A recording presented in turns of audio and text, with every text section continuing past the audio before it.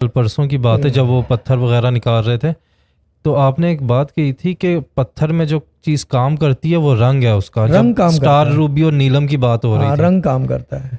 तो पत्थरों में भी ये देखें, स्टार रूबी का मैं एक बात बता दूं, पत्थरों की बात हो रही है, मेरे को वो क्या कहते हैं, बहुत सारे लोग कहते हैं कि जी ये मैन मेड है, आर्टिफिशियल पत्थर है। जी मैंने कहा ये आर्टिफिशियल पत्थर से मैं जो है ना जी तकदीर पलट सकता हूँ। सही।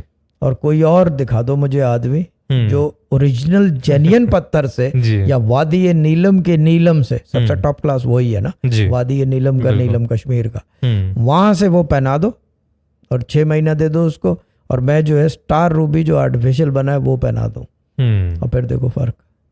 सही। ये चीज है ना, इट डिपेंड्स, इट बिल्कुल डिपेंड्स, इट डिपेंड्स। सही।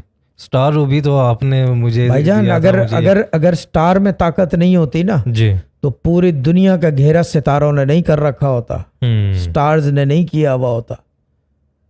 बिल्कुल सोचने वाली बात ये है ना। बात है। चांद एक ही है, बाकी सब सितारे। बाकी सारे सितारों ने दुनिया को, सारे यूनिवर्स को जो है घेरा किया हुआ है, वो स्टार्स हैं।